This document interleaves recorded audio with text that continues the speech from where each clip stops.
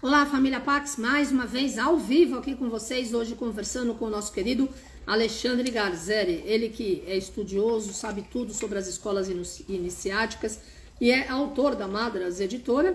Hoje ele vai estar falando sobre a Arca de Noé e os Argos de Jazão. Vamos aguardá-lo.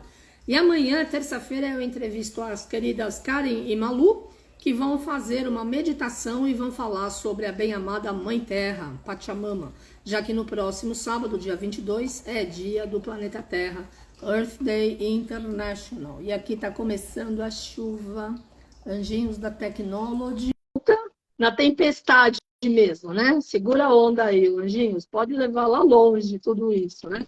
É bom, porque água limpa, purifica, né? E vamos Olá, que vamos. Carmen, Bem-vindo, tudo tudo bem? bom, né? Aí está começando a chover e aqui também. E aí às vezes a Nossa, imagem fica travando um pouco, é inevitável, né? Mas aqui pois começou agora uma pois chuva é. forte aqui também, né? É. É bom que Olha, é que, na realidade, a Mãe Natureza está colaborando com o seu tema, da Arca de Noé, entendeu? justamente. Porque, por exemplo, quando eu olho assim, ó, não dá para enxergar a cidade. Eu estou vendo a primeira árvore do meu quintal, as outras não dá para enxergar já, entendeu? Porque está tudo envolto na tempestade, oh my Verdade, God. é verdade.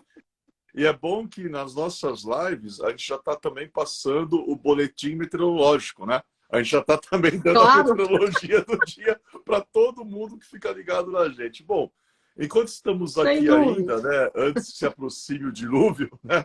Boa tarde, Carmen, boa tarde, queridos amigos. É sempre um prazer essa segunda-feira, esse horário das 17 horas, onde a gente pode falar sobre alguns temas misteriosos, né, que gostamos todos do mistério, né, e refletir um pouco, trazer isso É, para as nossas vidas, nosso dia a dia atual, né? Então, com tranquilo, certeza. vamos embarcar, né, nesse tema. Então, vamos embarcar. Quando eu bolei esse tema, Carmen, que ele, na verdade, o título, né, da Arca de Noé ao Argos de Jazão, né?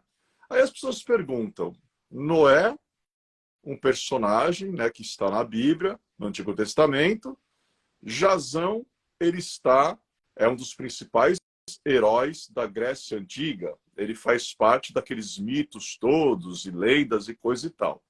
O que esses dois personagens podem ter em comum?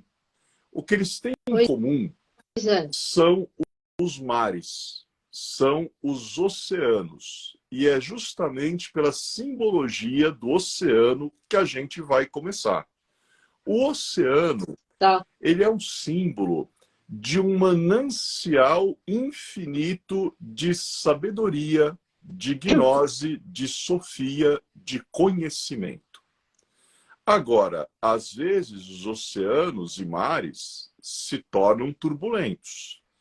E quem tenta cruzar o mar em uma turbulência, que se prepare para enfrentar problemas que realmente têm dimensões tsunâmicas, às vezes, dependendo do mar que está tentando lá cruzar o mar que você está navegando na sua aventura. Vamos começar a falar do primeiro personagem, Noé. Bom, o que nós sabemos sobre Noé, que está na Bíblia, é que ele tinha uma comunhão com Deus, né, com Adonai, havia criado sua família muito bem, ele tinha 3 filhos, né, Sem, Cã e Jafé, e chega um momento na narrativa bíblica, no Gênesis, em que Deus olha para a terra, na época de Noé, isso, Carmen, é muito tempo atrás, né? E ele, olhando para a Terra, Uhum. vê que a humanidade chegou num nível de involução de consciência e ele resolve, né, aquela criação que ele estabeleceu com tanto zelo, como ele vê que, de certa forma, não deu certo pela queda de consciência, pela queda de moral da humanidade, ele decide exterminar a civilização até então. E aí envia um dilúvio, só que antes ele dá ordens para Noé. Você vai construir uma arca de tal maneira, ele passa medidas, passa o material, passa como tem que calafetar, como tem que selar. Depois que você construiu, entra na arca com a tua família e traz junto com você casais de animais que existem na terra.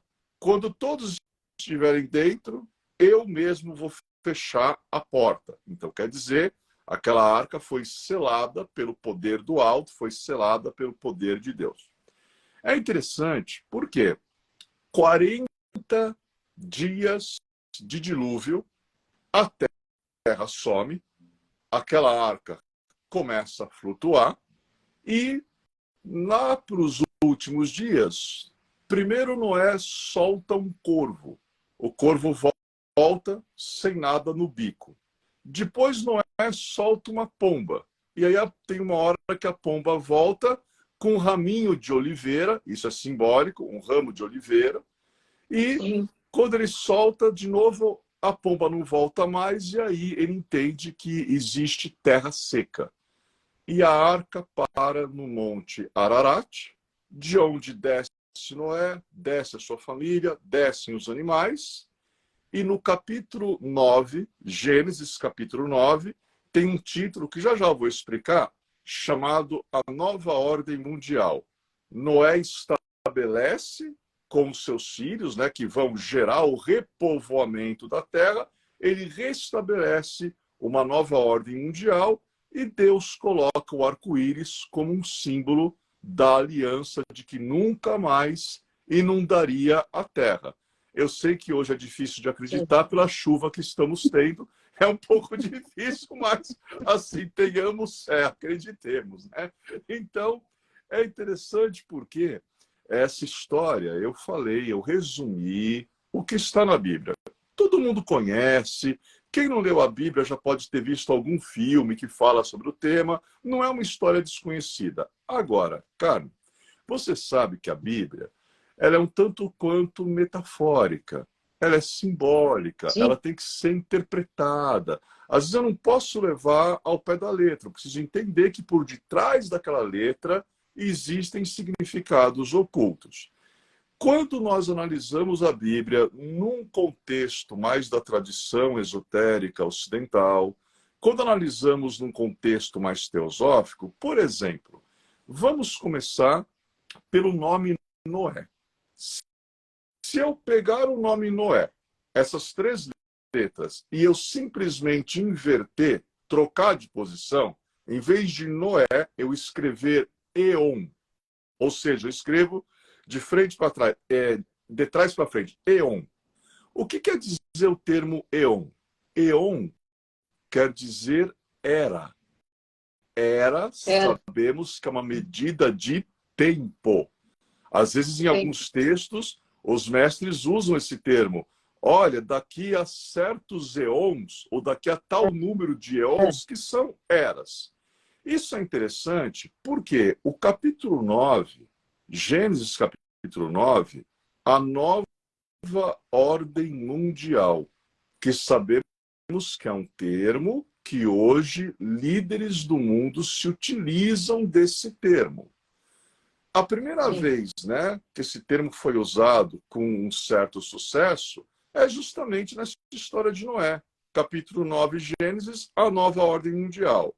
Em 1776, 1º de maio de 1776, quando Adam Weishaupt criou a ordem Illuminati, os Illuminati sempre falaram a nova ordem mundial. E nós vemos presidentes na atualidade, certas lideranças de grandes corporações usando o termo a nova ordem mundial. O que é esta nova ordem mundial? A nova ordem mundial pode ser entendida de diversas maneiras, mas só é possível existir uma nova ordem mundial quando existe uma reforma íntima no gênero humano. Quando o gênero humano evolui a sua consciência, isso gera uma alteração planetária e nos permite começar uma nova ordem de compreensão, de entendimento em nível mundial, rumo à ascensão, rumo à evolução das consciências. Então, aí já é uma primeira tradução, né, daquele texto mais bíblico que o pessoal está acostumado, um primeiros significados. Agora, tem outros. Por exemplo, teosoficamente falando, Noé ou Eon, ele é tido como um Manu. O que são os Manus? Manus são condutores de raça, justamente para essas novas ordens mundiais, para essas novas eras. A história tem vários exemplos de Manus. Noé, Abraão, Moisés, tem vários exemplos, né, que conduzem o povo, E agora, conduzem agora tem pessoas o a uma mestre nova era. Saituru. Agora tem o Saituru, mestre Saituru, que é o mestre da próxima raça raiz, que Saituru. faz parte do Conselho Kármico. É verdade, sim. Então, é interessante porque se eu levar para um contexto mais teosófico, a história de Noé, bíblica, é uma outra maneira de falarmos sobre o fim da era Atlante, o final daquela raça Atlante. Porque o que nós sabemos sobre Atlântida, que até Platão escreveu sobre Atlântida. E os arqueólogos hoje em dia, seja na terra, seja no mar, continuam procurando e encontraram nos últimos anos certos rastros do que poderia ser o continente perdido de Atlântida, que abrigava uma civilização extremamente evoluída. Mas o que nós sabemos é que a Atlântida ela submergiu. De uma vez só, não. Ela submergiu após um quarto cataclisma. Ou seja, foram precisos 4 cataclismas para submergir Atlântida. A submersão, a destruição. Agora, Carmen, por que 4? Aí nós temos que pensar em nível de eons, em nível de eras. 4 cataclismas, porque primeiro nós tivemos a raça adâmica, ou raça dos deuses, ou raça protoplasmática, depois tivemos a raça hiperbórea, depois tivemos a raça lemuriana, agora temos a 4ª raça Atlante, e depois da raça Atlante veio a nossa, que estamos até hoje, que é a 5ª raça. Mas 4 cataclismas para representar essas 4 raças que deram início da história aqui na Terra. A raça adâmica, a raça hiperbórica, a raça lemuriana e a raça Atlante. Atlântida submerge, ou seja, é coberta pelas águas. Isso pode ser um sinônimo de dilúvio. Mas se nós estudamos os mestres ascensionados, sabemos que alguns mestres já estavam encarnando aqui na Terra desde a época lemuriana, depois continuaram encarnando na época Atlante. Nesta época Atlante, alguns mestres que ainda naquela época não tinham atingido a ascensão, mas eram guardiões de certas chamas sagradas que ficavam nos templos de Atlântida. Por exemplo, Serapis Bey é um que ele estava em Atlântida e ele pega essa chama sagrada, junto, evidentemente, com a fraternidade que cuidava, e eles vão levar essa gnose, essa chama, esse conhecimento, lá para Luxor, no Egito, que você conhece muito bem. Hilarion também já estava nesta era Atlante, um pouco antes do cataclisma final. Ele também, com um grupo, leva a chama, leva a gnose, leva a sabedoria para regiões de ilhas gregas. Isso aconteceu com outros mestres. Creta, isso aconteceu com outros mestres. Por exemplo, quando a gente fala do mestre querido e bem-amado mestre Moria, se você for analisar a Inglaterra, a Escócia, a Irlanda, a Gália e toda a demanda do Santo Graal aquilo representa uma gnose que veio de algum lugar. Porque também, Claro. né? Então, é isso que aconteceu, teosoficamente falando. Agora, dilúvio é água. Sim. Vamos pensar um pouco. Será que Deus, realmente, ele resolveu cobrir todo o planeta com água? Será que ele resolveu afogar todo o planeta com água? Ou isso é simbólico? Na verdade, como a água está ligada à emoção, e como às vezes, ao não termos consciência elevada, podemos ter um emocional muito turbulento, quando nós analisamos o final da história de Atlântida, é um final de guerras. Há turbulência. E guerras que são épicas no mau sentido da palavra. Eles tinham muita tecnologia, eles tinham muito conhecimento, mas quando se utilizam disso para fazer coisas que não devem ser feitas, o plano superior vocês estão aprontando? Então tudo bem, vamos engoli-los.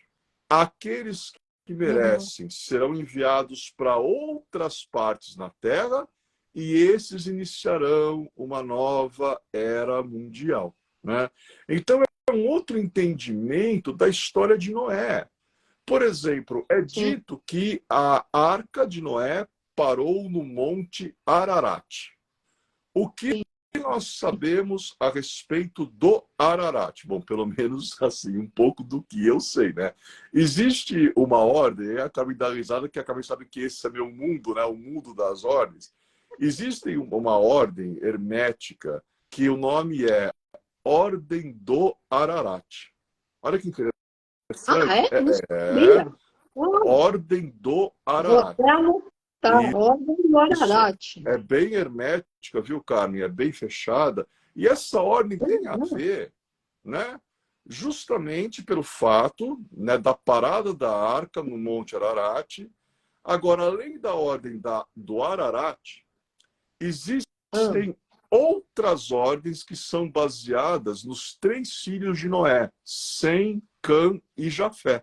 Até em algumas dessas ordens se invoca com uma especial deferência os nomes de Sem, Cã e Jafé. Então é o mundo realmente das ordens, é o mundo oculto, né? Então, a Carmen está com a canetinha, quer perguntar alguma coisa, Carmen? Tranquilo. Não, eu queria que você repetisse o nome dos 3 filhos do Noé, que eu não anotei. Eu só lembro do Jafé. Quem é o outro? O primeiro é Sem. Pode escrever com S. Às vezes escreve com S de sapo, E de elefante, M de Maria. Sem. Tá. O segundo é Cã. Em algumas escritas é C de casa, A de amor, M de Maria, Cã. Sem. Cã. E o último é Jafé. Isso. Tá. Então, 3 filhos do Noé. Isso. Esta ordem do Ararat, Carmen, e a gente, claro que pode falar até um certo ponto, a Carmen adora isso, né? Porque a Carmen... Não, é muito engraçado que a gente faz uma troca. A Carmen, o mestre Saint-Germain, que todos nós amamos, a Carmen ama, ele é o alquimista, ele é o mago, ele é o misterioso. O meu é o Moria, que é lá o Rei Arthur, mas a gente troca de papel, porque às vezes eu sou mais misterioso que a Carmen. A Carmen, ela quer... Fala tudo. E eu fico retendo aqui, fico guardando. Mas, verdade. Essa hora... Não, eu adoro as nossas lives, porque eu aprendo muito. Então, eu anoto tudo, porque eu adoro aprender. Sim. Né? Então, vamos lá. Esta ordem do Ararat, ela existe por um motivo. Os adeptos desta ordem do Ararat, desde tempos antigos, antes de Cristo, que essa ordem, ela... recebeu outros nomes ao longo das eras, evidentemente. Mas eles dizem que o local que parou a Arca de Noé, o Monte Ararat, neste local existem entradas para chamados planos intraterrenos. E nestes planos existiriam bibliotecas onde está guardada, gnose, sabedoria, Sofia. para se ter acesso a isso, para entrar em comunhão com esta gnose que é preservada no Ararat, evidentemente isso demanda evolução de consciência, né? Então, é uma outra maneira da gente ver Noé, da gente entender o dilúvio. Podemos entender o dilúvio não como uma inundação. Nós podemos entender o dilúvio como um tempo de guerra, como um tempo de turbulência emocional, e realmente a Atlântida acabou numa turbulência emocional. Agora, o importante não é só a gente ficar olhando para o passado dessas histórias, por mais bonito que sejam, eu e a Carmen, a gente adora essas histórias, mas a gente trazer isso um pouco para a nossa realidade. Porque o que eu aprendo com a história de Noé, Noé que tinha seus 3 filhos tão equilibrados, Sem, Cã e Jafé, que repovoaram o mundo, eu entendo o seguinte: mesmo após um tumulto, mesmo após um dilúvio, mesmo após uma situação de guerra, e as guerras que ocorreram em Atlântida não foram coisa pequena, não, mas o mundo pode ser reconstruído. É possível começar uma nova ordem mundial pela família. Porque aí eu vou começar a explicar a diferença de Noé e Jazão, porque já vamos entrar no barco dele daqui a pouquinho, o Argos. Jazão é outra coisa. Agora, Noé é uma história que, se nós podemos tirar alguma coisa dessa história, é que independente do que aconteça nesse planeta, enquanto a família permanecer de pé e certos valores permanecerem de pé, o planeta sempre poderá ser reconstruído. E, Carmen, quando a gente traz a coisa para hoje em dia, e a gente olha o que está acontecendo, por exemplo, infelizmente, no ambiente escolar, as últimas barbaridades. Sabe por quê? Porque quem educa crianças e jovens não é a escola. Quem educa, em primeiro lugar, é a família. E quando a família não faz o que Noé fez, que Noé educou muito bem seus 3 filhos, quando a família não faz isso, ela coloca na sociedade filhos que, infelizmente, vão gerar problema. E estamos vendo isso acontecer, né? Então, quando nós olhamos para o mundo hoje, até eu e a Carmen, a gente começou a brincar aqui, porque também é muito bom explicar certas coisas de maneira lúdica, leve, gostosa. Mas quando a gente olha para o mundo hoje, a gente começa a se perguntar, observando as intempéries climáticas. Você tem frio onde não havia, você tem calor onde não havia. Cada chuva agora é um alagamento. Não é uma chuvinha, não, é uma vazão de águas muito grande que leva casas e leva construções e deixa cidades abaixo da água. Então, a grande questão em relação a essa história de Noé, em relação a esse momento de nova ordem mundial que estamos vivendo, estaríamos ao passo de um novo dilúvio? Ou será que esse dilúvio, ou será que esse dilúvio já começou e nós não estamos percebendo? Porque esse dilúvio é desequilíbrio emocional, porque a água é emoção. Como é que está atualmente o emocional do gênero humano? Abalado. Então, desequilibrado. Mas, ó, essa semana a gente vai ter um eclipse, o primeiro do ano. O ano passado nós tivemos 6 eclipses, geralmente são 4 por ano. Eu não entendo de astrologia, você entende muito. Então eu acredito que a gente já está no final dos tempos, né, Ale? Só que não quer dizer que o mundo vai terminar, porque o planeta se regenera. Quem está acabando com as coisas é a humanidade. E eu desejo profundamente que nós, como humanidade, possamos despertar a tempo, né? Agora nessa energia do eclipse, ou a cada dia mesmo, para criar uma nova perspectiva de vida, né? Eu acredito mesmo que a gente já está no dilúvio e está na hora de sair dele. Exatamente. Está na hora de pegarmos o bote salva-vidas e começarmos a remar numa outra direção de consciência. Urgente, com certeza. É interessante porque, só para finalizar a história de Noé, é uma crença. Eu li antes da nossa live aqui, porque eu sempre gosto de dar uma lida quando a gente vai falar de algum assunto, E a mensagem que ficou para mim, Carmen, é o seguinte, é que quando existe uma boa formação familiar, independente do que aconteça neste mundo, como as pessoas que estão no mundo, que lideram o mundo, que vivem no mundo, que governam o mundo, todas são oriundas da família. É na família que está a chave para a solução, se não de todos, de grande parte dos problemas mundiais, pelos valores que a família passa. Eu acho que é bem por aí, a começar pela educação, né? E agora a gente vai pegar e vamos para outros mares. Vamos deixar o dilúvio de Noé, porque depois do dilúvio, como a Carmen falou, o mundo não acabou. E não vai acabar, né? Ah, mas na Bíblia também não tem o Apocalipse? Um dia, com calma. Nós vamos falar aqui, Carmen, de simbologia de Apocalipse com nossos amigos e amigas. Explicar essa simbologia, né? Ah, mas não está lá que vão ser quebrados os 7 selos. Só que é o seguinte, sabia que os 7 selos podem ser entendidos também como nossos 7 chakras principais? E quando você trabalha nos teus chakras, você evolui tua consciência, e todo aquele que evolui sua consciência se prepare para um bom apocalipse, porque a pessoa de consciência evoluída, ela não vive mais um mundo rotineiro de forma rotineira.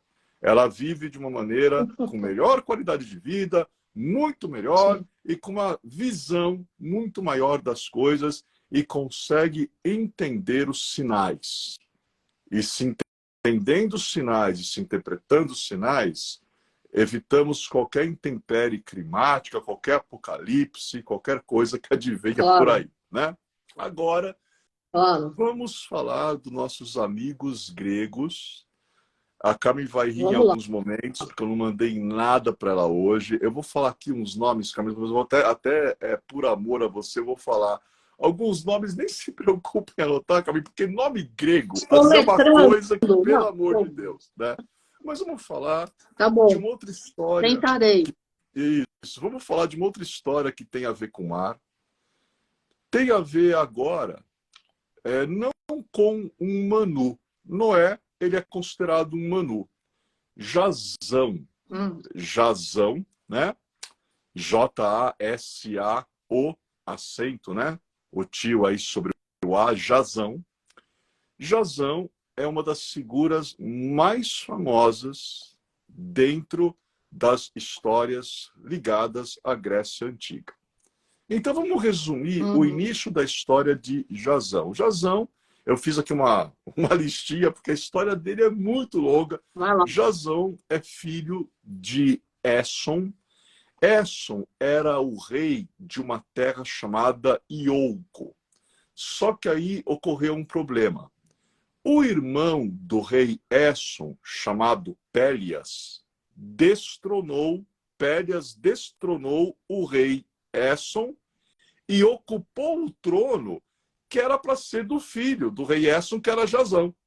E aí pega o menino, mandou o menino para Tessália, ele foi exilado, né? Jazão era um menino na época, foi exilado na Tessália, o pai dele foi deposto do trono e o Pélias lá assumiu.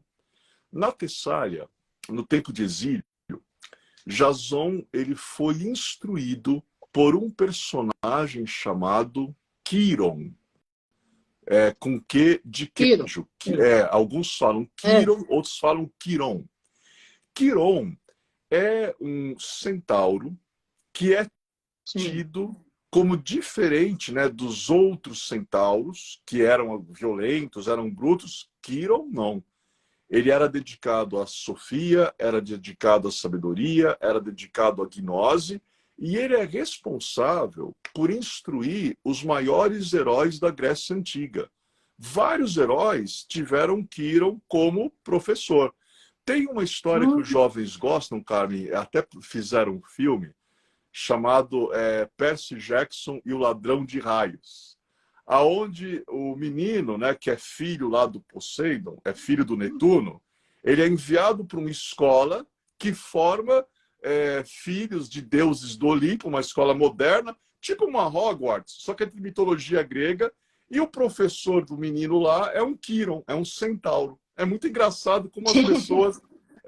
não, e o livro, nossa, se chama Percy Jackson, né? O Ladrão de Raios, fez um sucesso, tem vários livros e coisa e tal, né? É como um Harry Potter, mas só que baseado totalmente em mitologia grega, né?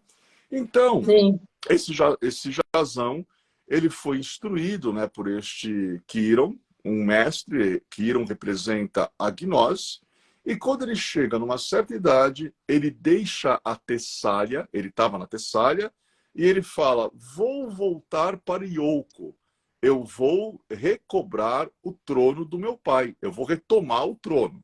E aí ele pega, volta para a terra dele, acontece uma coisa engraçada no meio do caminho, ele vai atravessar um rio, e aí ele perde uma das sandálias. E aí ele passa a andar com um pé descalço e outro pé calçado, né?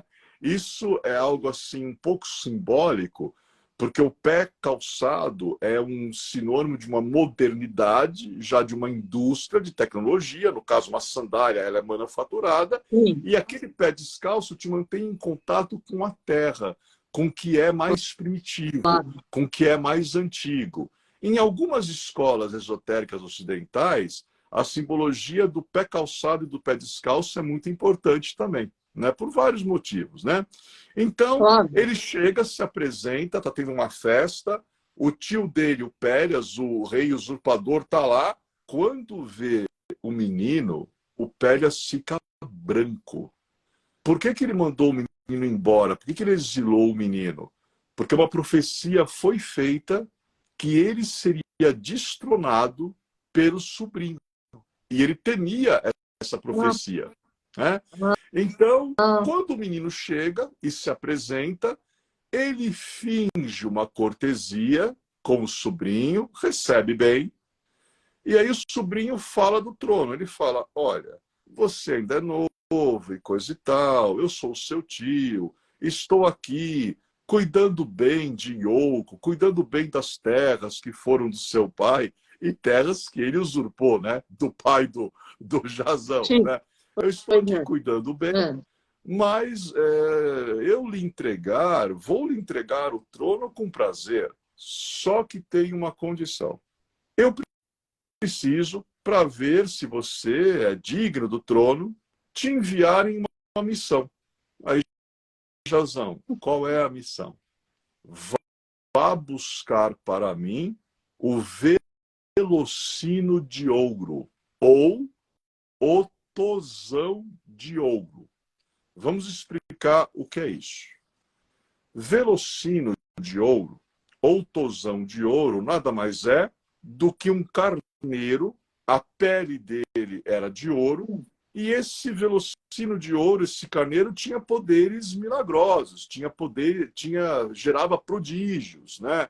Inclusive, outros já tinham se utilizado, outros personagens da história grega já tinham se utilizado do velocino de ouro em várias situações. E aí o Pélias, ele vira para o sobrinho e fala: você terá o trono se você me trouxer o velocino de ouro. Sabe por que ele pediu isso, cara? Imagina por que ele pediu isso daí? Porque era praticamente impossível conseguir o velocino de ouro. O que o Pélias está pedindo é quase a mesma coisa que o rei Arthur pediu para os Cavaleiros da Távola Redonda quando mandou eles buscarem o Santo Graal. É quase como você tentar descobrir onde está a Arca da Aliança. Então, para você entender a dimensão da tarefa. Quer dizer, não é uma coisa assim, eu não vou lá na esquina e eu encontro. Bom, e aí o Jazão, ele também sente essa artimanha, mas ele era bem intrépido, né? Como todos os heróis gregos, ele fala: tá bom, eu aceito o seu desafio. E aí ele pega, manda um arauto viajar por diversas regiões da Grécia para reunir a nata, a excelência, naquela época, do que você tinha de heróis, do que você tinha de sábios. E aí Quando recebem os chamados, essas grandes figuras lendárias, eles vão ser chamados, o Carmen, de argonautas. Porque argonautas. Jazão, ele pedirá que seja construído um barco. Já já vou falar quem é que construiu o barco dele. Esse barco recebe o nome de Argos, e aqueles que navegam no barco chamado Argos são os argonautas. Argonautas. Quantos foram os argonautas? 50. 50. Não vou falar de todos. Já vi isso que eu nem dá para falar de todos aqui. Mas foram 50 argonautas que atenderam o chamado de Jazão e resolveram ajudar ele nessa demanda, nessa busca pelo velocino de ouro. É interessante porque esse velocino de ouro, onde é que estava? Ele estava na Cólquida. A Cólquida era bem distante de Iolco. E a Cólquida tinha um outro probleminha, Carmen. Lá havia um rei chamado Eetes. E esse rei, ele tinha um medo. Uma profecia foi feita e foi dito o seguinte: se estrangeiros aqui chegarem às praias em busca do velocino de ouro, tu serás destronado. Então, eram dois reis paranoicos. Um tinha a profecia que o sobrinho ia destronar. O outro tinha a profecia que se chegasse estrangeiros na terra dele, ele seria destronado. Então, era uma paranoia só, né? Então, esses argonautas, né, vamos falar um pouquinho deles. Primeiro, olha, Orfeu, ele era um dos argonautas. Alguns nomes dá até para pegar, viu, Carmen? Orfeu é bem fácil. Orfeu, a gente sabe que ele era poeta e ele era músico. E qual era o talento dele no barco? Ué, mas por que vai levar um músico, vai levar um poeta? É uma aventura perigosa. Essa aventura durou, Carmen. É uma demanda, é quase uma odisseia essa aventura deles. Mas o Orfeu, com a música dele, sabe o que ele fazia? Ele ritmava, ele dava ritmo à remada. Ele dava ritmo ao remo. Né? Então, o Orfeu tem essa função. Teseu, que dispensa apresentações. Teseu tinha matado o Minotauro. Teseu embarcou também no Argos. Hércules é outro que eu não vou precisar explicar aqui quem é Hércules, né? Hércules é interessante que ele foi até uma parte da jornada para ajudar o Jazão, mas ele não completou a jornada. Ele ficou desolado quando, pelos perigos da aventura, um amigo dele cai do barco e se afoga e ele abandona a jornada. Mas ele ajudou uma certa parte dos argonautas, o Hércules ajudou. Né? Castor e Pólux são dois irmãos. Castor e Pólux. Eram filhos de Zeus. Eles eram filhos de Zeus e sabe qual era o poder deles, cara? Quando começava a tempestade, tentar virar o Argos no mar, eles pediam a proteção de Zeus para abrandar a tempestade. Então é bem interessante isso, os dois, né? Aí tem um argonauta... Mas esse é o nome do signo de Gêmeos, não é isso? Justamente. Aí, ó, a Carmen já começou a fazer a relação com a astrologia, né? Justamente. Claro, eu tô ligada. Tem eclipse, eu tenho que aprender tudo, né? E esses argonautas... Correr atrás do tempo. Sim, e os principais, eles têm a ver com os signos zodiacais. Claro que eles têm a ver, né, com os signos zodiacais, né? Legal. Agora, tem um argonauta que o nome dele é interessante. O nome desse argonauta é Argos. Ele é filho de Frixo, que é um rei. E Argos foi o construtor do barco. E, em homenagem ao construtor, o barco se chama Argos. Eles deram o nome de Argos porque o construtor, o nome dele era Argos. Né? Então, é o construtor do Barcos. E o pai do Argos, o Frixo, e a irmã, né, de Frixo, chamada Heli, já tinham usado o velocino de ouro uma vez, quando eles tiveram que fugir de um perigo. Eles montaram e sobrevoaram, né? Só que Helle, que era irmã de Frixo e tia de Argos, Helle caiu no mar e se afogou. Sabe qual é o nome que os gregos deram para o ponto que a Helle se afogou? Heliponto, né? É daí que vem Heliponto. É daí que vem o termo heliponto, né? Então tem umas coisas muito curiosas, né? Então, tem um outro argonauta chamado Tifis, com T de tatu, Tifis. Tifis, ele era discípulo de Atenas na arte da navegação. Então ele era um navegador. Mas nessa jornada perigosa tem uma hora que Tifis morre e ele é substituído por Ergino. Agora, adivinha de quem Ergino ele era filho, Carmen? E Ergino era um navegador também. Adivinha de quem que ele poderia ser filho? Não sei. Ergino era filho do próprio Poseidon, que para os romanos é Netuno. Imagina um filho de Poseidon navegando um barco e tinha vários que eram... Só tinha gente importante aí. Só tinha gente boa, né? E tinha vários timoneiros, né? Porque ninguém aguenta ficar acordado 24 horas por dia. Eles não podiam parar de navegar. Então, um ficava substituindo o outro, para o barco não parar até chegar a Cólquida. Tem outro personagem, tem dois personagens aqui agora. Idimon e Anfiaral. Idimon é um, e ele fazia dupla com Anfiaral. Eles são profetas, adivinhos, que faziam lá suas previsões e coisa e tal, né? Calais é um semideus dos ventos. Então você vê que legal. O Castor e o Pólux controlam as tempestades. Agora tem alguém que consegue controlar vento. O Orfeu dá ritmo lá para a remada com a música dele. Realmente, como a Camille falou, é só gente.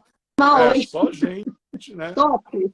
Ó, tem até membro da nobreza aqui. Heitor, príncipe de Troia. Também estava no meio dos argonautas. Heitor, príncipe de Troia, que depois deu aquele problema todo lá com a Helena de Troia, aquela confusão toda, né? Esse aqui, acho que anotar vai ser um pouquinho difícil. Poricrimeno ou Porecrímeno era outro filho de Poseidon e ele se transformava em qualquer animal marinho que ele quisesse. Também embarcou para ajudar. E o último aqui, eu não vou falar os 50, esse aqui é o último, porque são os mais conhecidos na história. É Palemon. Palemon é muito importante porque ele é filho de Hefesto. Alguns falam Hefesto, outros falam Hefesto. E Palemon, como pai, tinha habilidade de consertar todas as coisas. Então, com Palemon dentro do barco, o barco não precisava nem parar de navegar, Palemon conseguia consertar o barco em movimento se fosse preciso, né? Para a gente ter ideia, não falei os 50, até impossível pelo tempo, mas só esses que eu falei, já dá para entender que Jasão selecionou o que tinha de melhor para a demanda, para ajudar ele na busca. E aí, para resumir, acontece o seguinte: eles chegam na Cólquida, conseguem chegar. Alguns argonautas vão morrendo porque eles passaram por perigos terríveis no mar, em ilhas, ataques. Foi uma coisa realmente complicada, mas conseguem chegar. E esse rei Eets, ele era pai da jovem Medeia. E a Medeia, que era uma feiticeira, adivinha, se apaixona por Jasão. E aí, além dos argonautas, Medeia ainda usa os poderes dela para que Jasão consiga o velocino de ouro. E realmente, depois que ele consegue, ele foge, né, da Cólquida com Medeia, ele leva a Medeia junto, e lá o Eets perde o poder, a profecia realmente se cumpre, e eles estão trazendo o velocino com eles, é isso que importa. Só que chegando a Iolco, quando Jasão apresenta o velocino para o tio dele, para o Périas fala: muito bem, você é valoroso, cumpriu a missão, só que Pélias trai Jazão, e ao invés de dar o trono para Jazão, o Pélias ele coloca Acasto, que é o filho dele no trono. E Acasto, Pélias conseguiu colocar no Argos como um espião e como alguém que tentava atrapalhar tudo que os argonautas faziam. Sempre tem que ter alguém do contra no meio, né? Sempre tem que ter alguém conspirando. Desde aquela época, Desde ou aquela pode, época, coisa sempre tem que ter alguém horrível. aprontando alguma coisa, né? Então aí, imagina a situação. Ele conseguiu o Velocino, levou o Pélias, traz o sobrinho e coloca o primo dele, né, que é o próprio filho, no trono. Mas aí entra Medeia. E Medeia é terrível também na arte, não só na arte da feitiçaria, mas ela é terrível na arte de produzir venenos. E você adivinha o que acontece, né? Acaba morrendo o Acasto e acaba morrendo o próprio Pélias, e aí Jazão assume o trono. Ele fica casado com a Medeia 10 anos, mas depois de 10 anos ele vai fazer uma viagem, né, para Corinto, e aí ele se separa de Medeia. E em Corinto, ele conhece uma jovem que a origem do nome é Glauce, da onde vem o nome Gláucia. Gláucia, que era filha do rei de Corinto. E aí eles se unem, mas Medeia, imagina, o casamento terminou, ela não ia aceitar ser trocada, Medeia era um pouco terrível, acaba matando Glauce e os filhos, né? E aí Jazão fica desolado, mas quando ele chegou em Corinto, ele levou o Argos, o barco, e aí ele decidiu, ficou tão desolado, né, com a situação dele, que ele decidiu tirar o Argos da terra, do mar, perdão, coloca o Argos na terra, ele tira do mar e deixa na terra, como se fosse um monumento, né?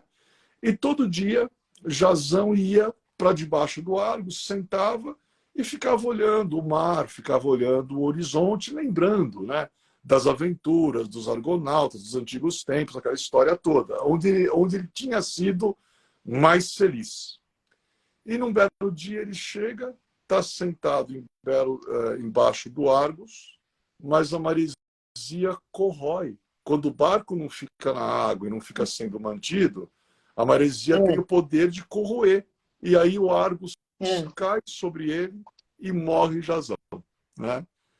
Então, é uma história interessante. Agora, o que essa história, Carmen, do Jazão, o Velocino de Ouro, o Jazão e os Argonautas, o que essa história ela nos ensina? Ela é diferente da história de Noé. A história de Noé é o recomeço do mundo pela família. É isso que nos ensina a história de Noé. No caso Jazão, quando ele constituiu os argonautas, essas pessoas incríveis, alguns humanos, alguns semideuses, né? Ele constituiu uma família espiritual. Olha que interessante, ele estava com problemas na família dele, traição, o tio destronou o pai, exilou ele.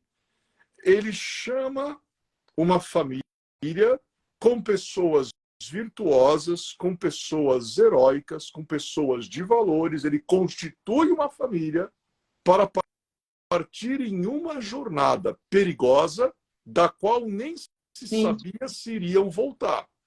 Mas esses amigos espirituais, esses argonautas, o auxiliam, alguns até dão a vida para auxiliá-lo e acabam atingindo o objetivo. Então a história de Jazão, perdão, ela me ensina que é importante nós pensarmos muito bem em quem nós colocamos no nosso Argos. Porque o que é o Argos para nós? O Argos pode representar a nossa própria vida. Quem você traz para a tua vida para cruzar os mares turbulentos durante o tempo encarnado que você está aqui? Quem você traz para a Pois tua é. casa? A quem você associa o teu nome? Então é isso que essa história me ensina, porque se nós associamos o nosso nome a pessoas de caráter, a pessoas de valor, a pessoas de virtude, juntos podemos vencer qualquer desafio. Agora, se nós associamos o nosso nome a pessoas dúbias, né, nas suas virtudes, nos seus valores, aí podem ser os acastos infiltrados no meio do Argos tentando criar tumulto, né? E sempre tem um acasto tentando criar tumulto, né?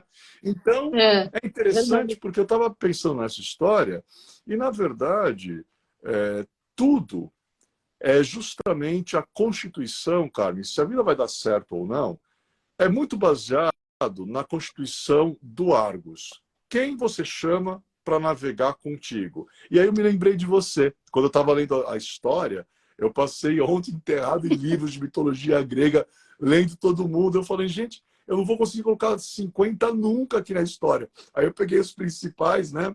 Mas estava me lembrando, Carmen, que você tem algo também de argonauta. E sabe por quê? Quando você organizava as conferências internacionais de metafísica, você selecionava quem vinha falar.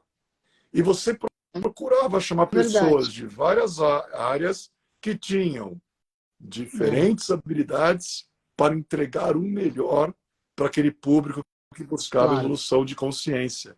Então, você também constituía, por meio, né, do time que você montava para cada edição da conferência, seus argonautas, para que pudéssemos navegar em meio aos mares, nem tão sempre calmos, mas se levássemos evolução de consciência para as pessoas, estaríamos bem. Então também eu pensei com muito carinho, eu falei, poxa, a Carmen também fazia o seu Argos, de certa maneira, ela selecionava, né? Mas o Argonauta Mora é o senhor-chefe ali, ó. Eu continuo sendo soldado no Exército da Luz, que nem você também somos soldados aí a serviço do plano maior, né? Mas eu tô num momento revival, assim, foi uma delícia aquela época das conferências, mas é uma delícia a gente poder estar vivo e continuar seguindo o caminho da espiritualidade e compartilhar, né, aquilo que o plano espiritual determina e aproveitar as oportunidades que Deus coloca no caminho, como esse eclipse agora, como as energias, como conhecimento. Eu adoro te ouvir, Ale, porque eu aprendo muito, anotei bastante.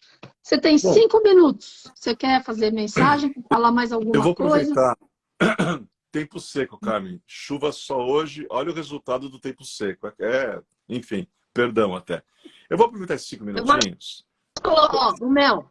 Mel na Opa, garganta. deixa eu Vai lá, pegar mel. aqui, deixa eu pegar. Vai lá. Eu vou aproveitar esses minutinhos para eu abrir curiosidades sobre próximos papos que poderemos ter. Noé Opa. e os seus 3 filhos, Sem, Cã e Jafé. Jazão e os Legal. argonautas. Mas olha outras pessoas que constituíram equipes. Mestre Jesus o Cristo e seus 12 discípulos. Cada um lá representa um signo zodiacal, cada um lá tinha uma habilidade. Rei Arthur e os cavaleiros da Távola Redonda. E aqueles cavaleiros não eram Esse é o seu iguais. predileto. Aí já entra numa área que eu. E os cavaleiros não eram iguais. Cada um lá tinha sua habilidade. Então, para que nós entendamos, é o seguinte: sejam laços de família sanguíneos, ou sejam laços da família que constituímos com os nossos amigos, com nossas amigas, irmãos e irmãs espirituais, ninguém encarnou neste mundo para ser uma ilha. E sozinhos, não é que não conseguimos resolver demanda alguma. Sozinho, é bom nem sair de casa. Porque sem uma estrutura familiar ou sem uma equipe muito bem planejada, não se vai muito longe, não. Então, A pessoa que fala sempre, em tom até às vezes arrogante, eu sou, eu me fiz por mim mesmo, eu me criei por mim mesmo, não vai chegar muito longe, não. Agora, a Não pessoa vai. que fala o eu sou dos mestres, com humildade, e reconhece a presença eu sou no próximo, essa pessoa, quando precisar de auxílio para encontrar o seu santo grau pessoal, seu verossímil de ouro pessoal, sua arca da aliança pessoal, se ela que sempre serviu, ela que sempre auxiliou a todos, na hora que ela mais precisar, virão auxiliá-la, estarão a serviço dela, e é assim que o mundo deve ser construído, e é assim que deve ser a nova ordem mundial, com todos de mãos Amém. dadas, sem exceções. E é isso aí. Maravilha. Amém, amém, amém. Adorei, amei tudo, aprendi muito, anotei bastante. Aí você medita nos próximos temas, né? E aí a gente vai lá nessa irradiação. Como é que você está sentindo esse eclipse? Você já está sentindo ou não? A gente sente, né? A gente sente, e o que a gente entende é que, como o eclipse é a ausência momentânea da luz, sempre que se dá um Sim, eclipse, é preciso fazermos raiar em nós o místico e mítico sol do meio-dia. Eclipse é para que fiquemos ligados que precisamos fazer com que a nossa luz raie, sermos nós a luz do mundo, como o querido e bem-amado Mestre Jesus o Cristo que nos antecedeu, foi na época dele e continuará sendo sim, eternamente. Mas eu acho que eclipse, para mim claro. representa que é um símbolo que devemos fazer nossa luz brilhar mais intensamente. É uma visão pessoal minha. Amém. Né? Tá bom? Obrigada, Ale. Bom Obrigado. eclipse, boa semana, até o próximo Tchau, encontro. tchau. Gratidão, namastê, família Pax. Tchau, tchau. Tchau.